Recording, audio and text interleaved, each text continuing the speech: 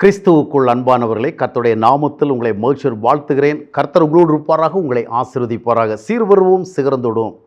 பொதுவாக சொல்லுவாங்க, உண்மை என்பது கசப்பானது, இது ஒரு கசப்பான உண்மை அப்படிம்பாங்க. அது ஒரு பக்கத்தில் அதன் மூலமாக ஒரு புரிந்து கொள்ளுதலை கொடுக்குறோம். ஆனால் ஆக்சுவலி பார்த்திங்கன்னா உண்மை என்பது கசக்காது. அது யாருக்கு கசக்குதுன்னா, யாருடைய இருதயத்தில் உண்மை இல்லையோ அவர்களுக்கு தான் கசக்கும். ஒரு நல்ல இருதயம் இல்லாதவங்ககிட்ட ஒரு உண்மை நீங்கள் சொல்லுங்கள், அவனை குறித்த ஒரு உண்மை சொல்லுங்கள், அவன் ரொம்ப கசக்கும். ஆனால் ஒரு உண்மை உடைய ஒரு இருதயம் உடையவன் இடத்துல அவனை குறித்த ஒரு தவறை இருக்கட்டுமே, அவன் அறியாத ஒரு தவறை சொன்னால் அது அவனுக்கு கசக்காது. அவன் அதை விரும்புவான். அது அவனுக்கு கொஞ்சம் வலியாக இருக்குது, அது வேறு விஷயம். அதுக்கு பேர் கசப்பு கிடையாது. அவன் வெறுக்க மாட்டான். அதை இந்த மாதிரி உண்மையை சொல்லிட்டாங்களே அப்படின்னு. அப்போ உண்மை யாருக்கு கசக்கும் என்றால், உண்மையான இருதயம் இல்லாதவர்களுக்குத்தான். தேவ ஆவியை பெறுகிற பொழுது நம்ம சத்தியத்தின் ஆவியை பெறுகிறோம். சத்தியத்தின் ஆவியை பெறுகிற பொழுது சத்தியத்தை குறித்த ஒரு நேசம் வந்துடும், பொய்களை குறித்த ஒரு வெறுப்பு வந்துடும். அந்த பொய் நம்மகிட்ட இருந்தாலும் வெறுப்பு ஏற்படும், பிறரிடத்தில் இருந்தாலும் வெறுப்பு ஏற்படும்.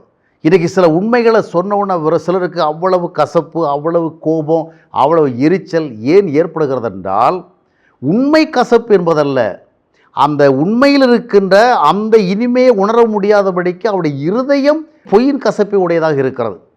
இருதயத்தில் சத்தியம் இருந்தால் அந்த சத்தியம் நம்மை குறித்த காரியமாக இருந்தாலும் கூட, அது நமக்கு எதிரானது போல் இருந்தாலும் கூட, அது உண்மை என்றால் நம்ம அதை ஏற்றுக்கொள்ளும். அது கசக்காது. இப்போது நம்ம வியாதி வருகிறவெல்லாம் மருந்து கசக்கத்தான் செய்யுது. ஆனால் அதை நம்ம விரும்பி சாப்பிட்றோம். ஏன்னா இதனால் நமக்கு நல்ல ஒரு டெலிவரன்ஸ் வரப்போகுது, ஒரு ஹீலிங் வரப்போகுதுன்னு. அப்போ ஏன்னா நமக்கு உண்மையிலேயே அந்த வியாதியிலிருந்து விடுதலை அடையணுங்கிறதான ஒரு எண்ணம் இருக்கிறதுனால நாம் அதை ஏற்றுக்கொள்கிறோம்.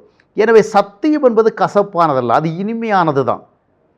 தேவனுடைய வார்த்தைகளை குறித்து நீங்கள் சங்கீதம் 19 வாசித்து பார்த்தீங்கன்னு சொன்னால், அது தேனிலும் தெளிதேனிலும் அது ரொம்ப டேஸ்ட்டாக இருக்குது. ஏன்னா அந்த மாதிரி டேஸ்ட்டாக ஃபீல் பண்ணணும்னா நமக்கு ஒரு நல்ல இருதயம் வேணும்.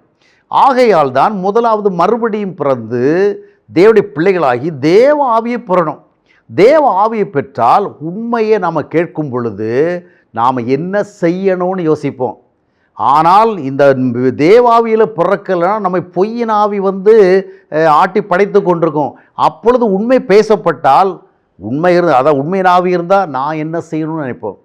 ஆனால் பொய்யின் ஆவி நமக்குள்ளே இருக்கும் பொழுது உண்மையை கேட்க இருந்தால் சொன்னவனே என்ன செய்யலாம், பேசினவனே என்ன செய்யலாம், அப்படி தான் தோன்றும்.